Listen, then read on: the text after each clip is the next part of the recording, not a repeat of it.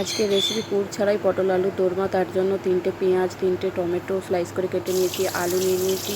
পটলটাকে ছুরির মাধ্যমে এইভাবে দাগ দিয়ে গরম তেলের মধ্যে ভেজে নেব।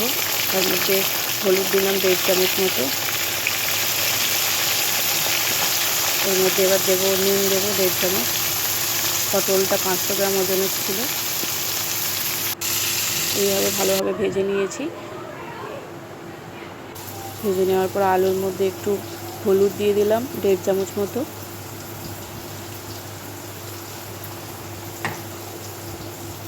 এরপরে নুন দিয়ে দেবো 1.5 চামচ।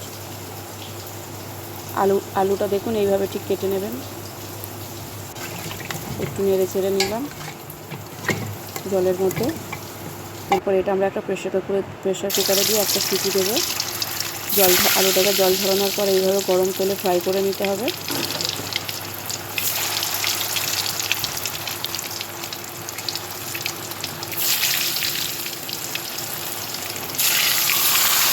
পুরো ফ্রাই হয়ে যাওয়ার পরে আলুটাকে এইভাবে দেখুন ভাজা ভাজা হয়ে যাওয়ার পর তুলে নিলাম। ওই গরম তেলে পেঁয়াজ দিয়ে দিলাম স্লাইস করে কেটে রাখা। এই পেঁয়াজের মধ্যেই দেবো তেজপাতা, একটা দারচিনি, একটু নেড়ে চেড়ে নিয়ে টমেটো স্লাইস, এর উপরে 1 চামচ রসুন বাটা, 1 চামচ আদা বাটা দিয়ে দিলাম। এরপর দেবো জিরের গুঁড়ো দেবো 2 চামচ, হলুদ গুঁড়ো 1.5 চামচ,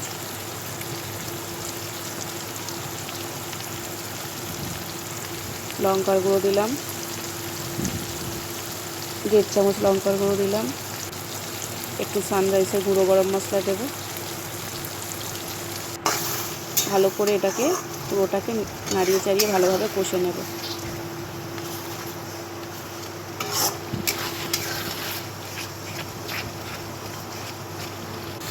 কষে নেওয়ার পরে ভেজে রাখা আলুগুলো এর মধ্যে দিয়ে দিলাম।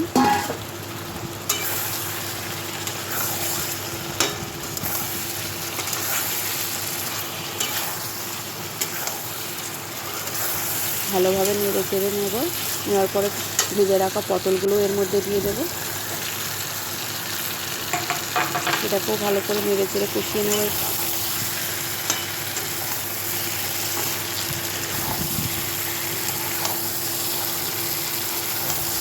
এপিট ওপিট করে কষিয়ে নেওয়ার পর এর মধ্যে আমরা দিয়ে দেবো জল।